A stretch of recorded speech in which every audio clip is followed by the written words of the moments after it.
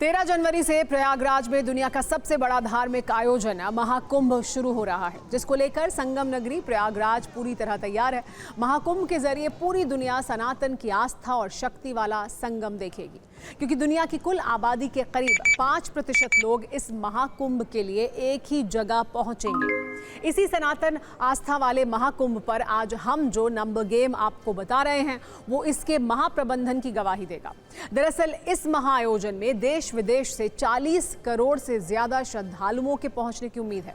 2019 में प्रयागराज के अर्ध महाकुंभ में ही करीब 24 करोड़ श्रद्धालु पहुंचे थे।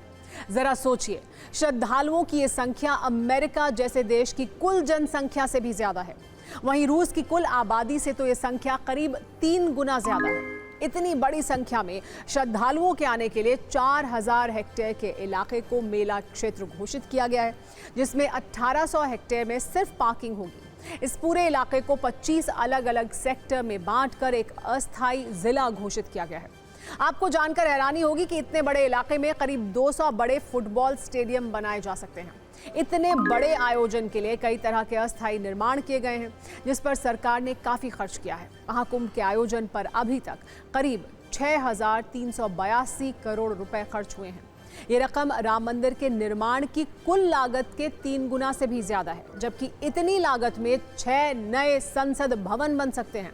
हालांकि कमाई के मामले में भी महाकुंभ से बड़ा कोई आयोजन नहीं है। 2019 के अर्ध कुंभ से ही करीब 1,20,000 करोड़ रुपए की कमाई हुई थी। ये आंकड़ा इस बार के महाकुंभ में कहीं ज्यादा हो सकता है। जरा सोचिए, कमाई का ये आंकड़ा IPL के एक सीजन से हुई कमाई से 10 गुना ज्यादा है। इन आंकड़ों से महाकुंभ की विशालता का अंदाजा तो लगाया ही जा सकता है, लेकिन महाकुंभ की सांस्कृतिक पहचान इनसे भी कहीं ज्यादा विशाल है। अब महाकुंभ की तैयारियां लगभग पूरी हो चुकी हैं। ऐसे में इन तैयारियों का जायजा लेने के लिए कई नेता प्रयागराज पहुंच रहे हैं। महाकुंभ की कवरेज पर TV9 की भी हाईटेक तैयारी है। बोट कॉन्क्लेव में साधु संत से लेकर सियासत के सूरमाओं से लगातार संवाद हो रहा है।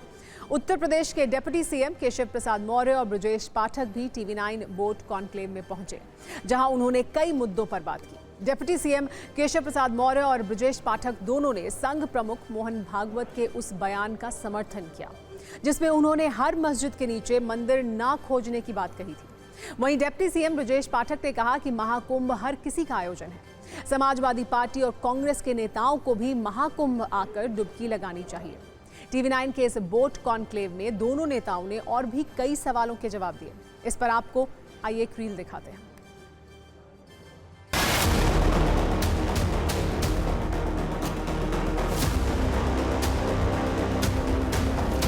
RSS प्रमुख मोहन भागवत जी का एक बयान आया।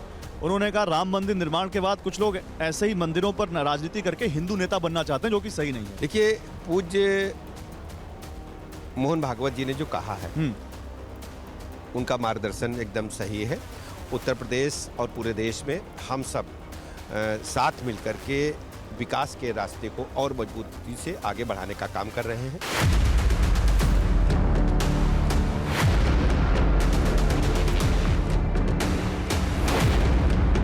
मैं राष्ट्रीय स्वयंसेवक संघ का स्वयंसेवक परम पूज्य सरसंघ चालक जी ने जो भी बयान दिया है, मैं उस पर कोई टिप्पणी कर नहीं सकता, लेकिन जब उनके द्वारा कोई बयान दिया जाता है तो देश में हर स्वयंसेवक बहुत सम्मान से सुनता भी है और उसका अनुसरण भी करता है।